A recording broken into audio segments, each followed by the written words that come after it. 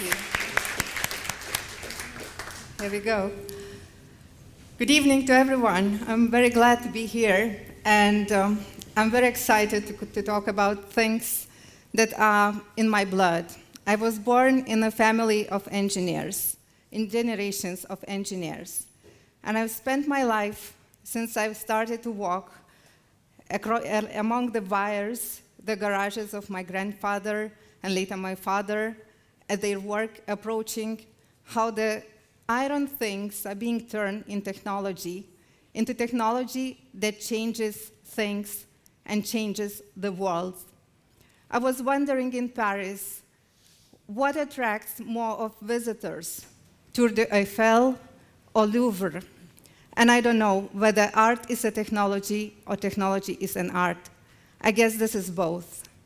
And I dedicate my talk today to all of them, to the people that use their imagination and perception for the advancement of our lives, but especially for my dear friend and a colleague, Arminas Ragauskas, who is an inventor and who is a nominee for European Inventor Award 2016 for his extremely simple, genuine devices that push a human mission to space and also eventually might save our lives someday if we get into intensive care units with brain injuries. Now, the definitions of today's talks. We talk about perception. And I think the perception of the world lies at the very foundation of our progress and of our imagination. And what is interesting, that perception stands for both, for our collective perception about things and how do we agree how the things are, but also for our individual perception about the world and about how can we change that. And only after that, after we exercise our perception, we can apply technology that is connection of knowledge in order to advance things, to innovation that is an application of technology for our everyday life, and to progress, which at the basic root stands as an advancement of human life and in social, health, or any other area.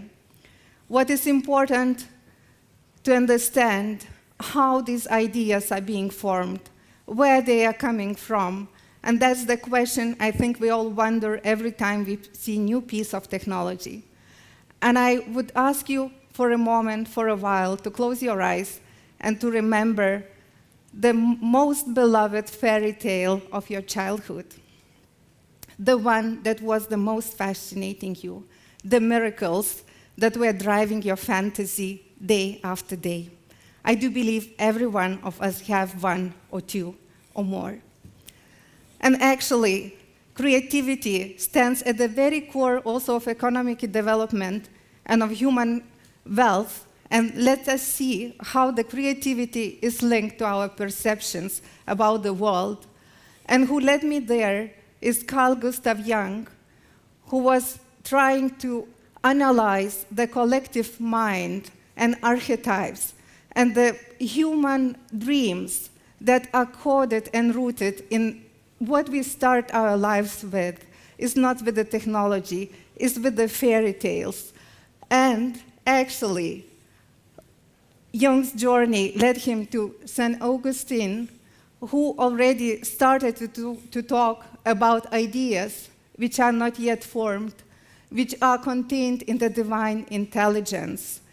It's something that we don't know yet, but we feel it about to be. And few centuries later, the Arab world returns as collective archetypes. The Arabian Nights, I believe everyone had this book on the shelves. And let's see how Arabian Nights are coming through today. Magic table, very simple technology that is today in the service business and the restaurants.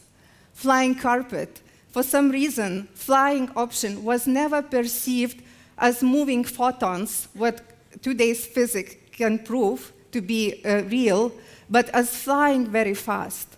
So we have planes. So that's the engineering mind that brought us to there. Open sesame. It works exactly in the same way, sliding doors that open us our access to all the treasures that our industry can produce today and allows us to access anything we want.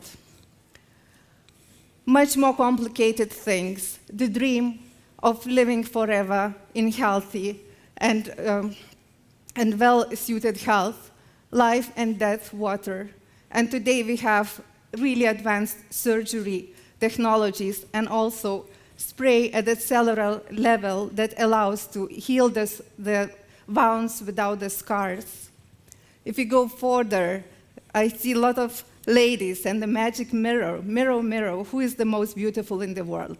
Today, it's not that we can only know who is the most beautiful because we have all the social networks and Facebooks. We even have the apps who could compare our faces to what is the most beautiful this year, and we can see how far we are behind or ahead of them, like 80% similarity, 100% similarity, and so on, and all that. So it's something that really brings our dreams that are packed in fairy tales into our lives.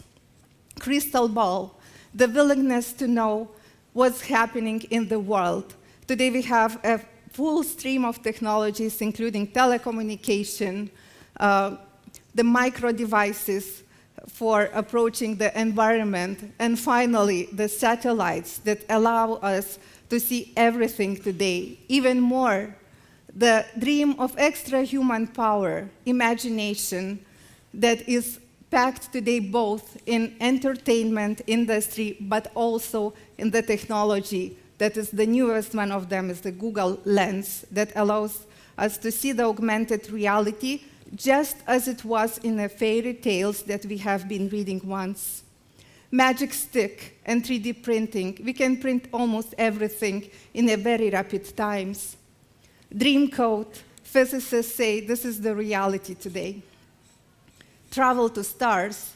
One of the biggest dreams of human nature is to be in the stars, to be as close to God as we could be. And actually, this is coming into true, slowly, but technology will bring us there.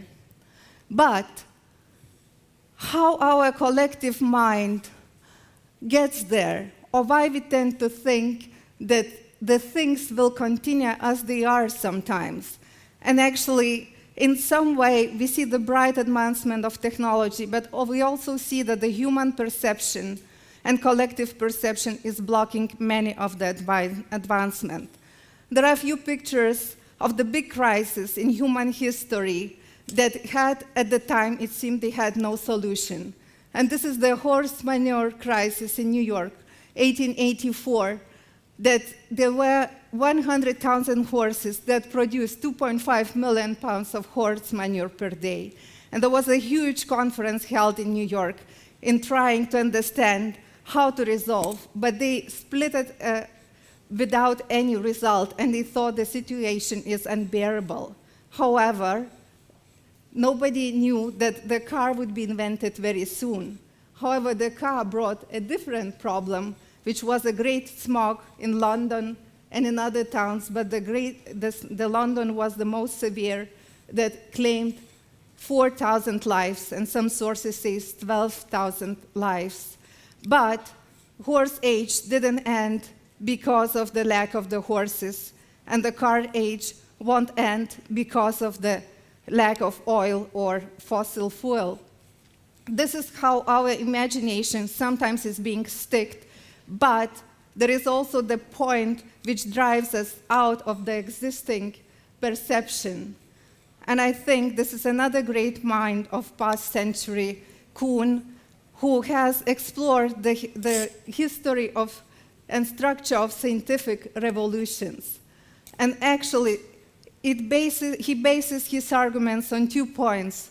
First, that the new proposition should be much better and much more promising than the existing proposition in order to change the paradigm of thinking and in order to change the way the technology and the science is being understood and developed. But no less important was the perception. Because what is science? Science becomes science only when two researchers, at least 2 scientists agree this is the science. If there is only a single person that believes this is true and it's not approved by the second person, or today we talk about scientific communities, is not becoming the science. So at the end of the progress, we see that the human perception stands not only in our collective archetypes and mindsets, but also in our collective agreed understanding what is science today and what the progress is about today. There is a hope for that, because there is also an action. And there is a great mind who talked about innovator, so the one who truly believes and who puts ideas of science and technology into the action. And this is an entrepreneur, the one who believes creative destruction is possible and opening up new opportunities is possible, making dreams come true, making impossible possible, relying on science and technology and the ideas that actually are aimed at progress of society. And today, entrepreneur always searches for change, responds to it, and explores an opportunity. So my talk today, I would like to end with the idea that the ideas and creativity are in us. We have it all in our fairy tales, in our archetypes, in our environment. What is needed is courage to think, or even to remember what we were taught once as we were very little, and maybe we were not even able to read.